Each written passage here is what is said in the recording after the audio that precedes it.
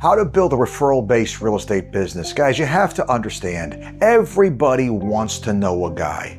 Like, you say, hey, you need a plumber. I say, hey, you need a plumber. I got a guy. You call Tony. Tony will take it. You tell Tony, I told you to call. Tony will take care of you.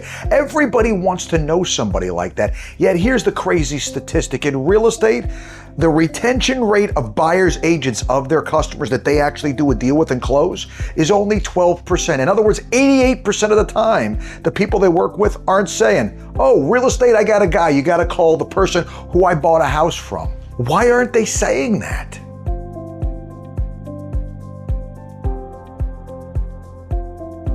Well, the simple reason is people only refer people that are going to make them look good. People only refer people that they trust, that they know the quality of what the people they're referring to is going to get is going to make them look good. In other words, you got them through the deal, but they're not really sure they could trust you to look out for somebody else, because nothing is worse than referring somebody to somebody else or to a friend of yours, and then that person does a bad job. That blows back on you. It blows back on your reputation as the one that referred that person. As an agent, I need to take and make sure the way I handle this customer through the transaction gives them the sense of confidence in my competency that anybody that comes to me is going to be well taken care of. Nothing is better than when I get that call from somebody who says, hey, my name is so-and-so. You don't know me, but somebody told me you were the only person to talk to when it came to real estate. If the way I leave my customer doesn't leave them able to say that about me, that's what failure looks like in my world, in my real estate business. If you want a referral business, you have to understand it's not about closing the deal, it's about closing the customer, right? So making sure that you make the people you're with feel like, not only did you get it this way, not only did I take this kind of care of you, anybody that comes to me, this is what they get.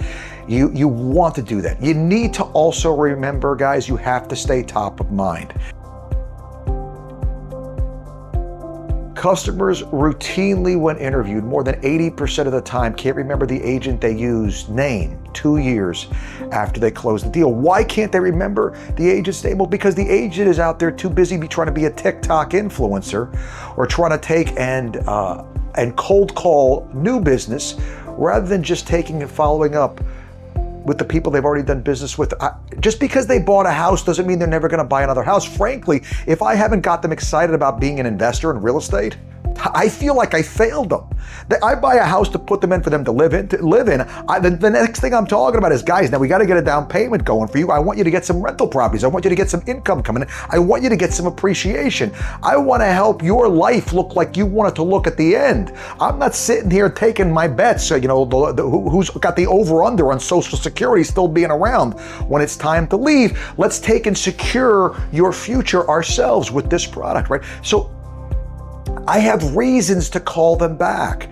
And the reason why I call people back is not to sit there and say, oh, guys, you haven't sent me any leads. Who could I call them back. You ready for this? This is what I call them back to do, to see how they're doing, to let them know that I'm grateful for the business that they gave me, because the business they gave me is what has kept me in business to this point. Gratitude is an important thing. Letting customers know that they matter to you more than a paycheck is super critical. It shows them what you're about. You could sit there and say, yeah, I care for people, I take care of people. I have all these agents that are such wonderful, loving, caring people. They think, oh, that Josh guy, he's so hardcore. I show my gratitude. They tell people how grateful they are. I actually call them back, and overwhelmingly my customers come back to me. They come back because they know that I'm grateful for their business, and I have prioritized staying top of mind. So guys, top of inbox, if you're gonna take and be the agent that uses drip campaign marketing, like emails and newsletters and things like that, my caution is, it can work, it can help you to stay top of mind if it's done well. My caution is it's a very crowded space. There's a lot of emails that we all get that are drip campaign emails, and unless yours is extra special, guess what's happening to your drip campaign? Delete.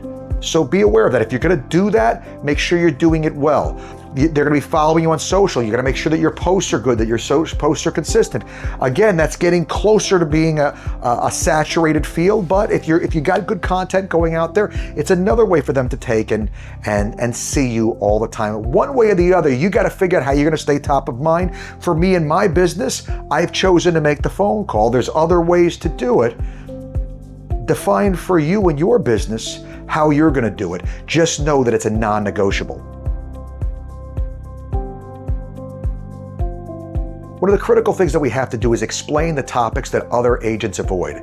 We need to talk to our buyers about compensation and how it works. Hey, look, this is how I get paid. This is how much you're agreeing to make sure that somebody pays me at the end of this thing. Guys, when we sign our agreement, the buyer is agreeing that if we successfully help them navigate, we're gonna get paid this much. They're not agreeing that they're the one that's gonna actually have to take an ink of that check.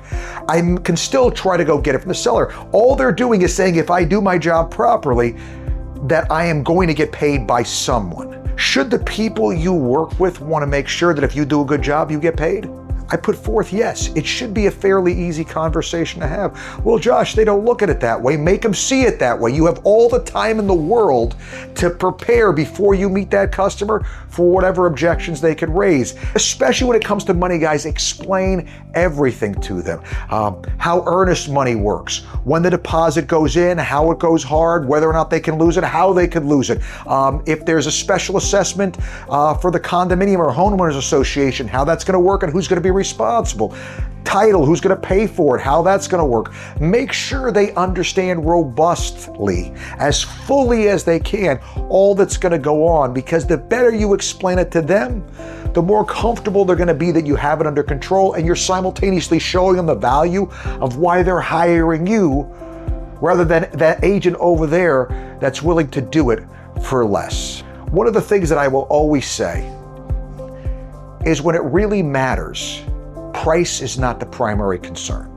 The analogy I like to give is, if you were on trial for murder, would you walk into the attorney's office and say, "Who's the cheapest guy you got?" You wouldn't, because the consequences are so big. You want to make sure that quality is prioritized over price. A real estate transaction is a very large transaction. Would you agree that qualitatively there's a difference between agents? If you're getting ready to spend hundreds of thousands or millions of dollars on a transaction, shouldn't you be prioritizing quality over price?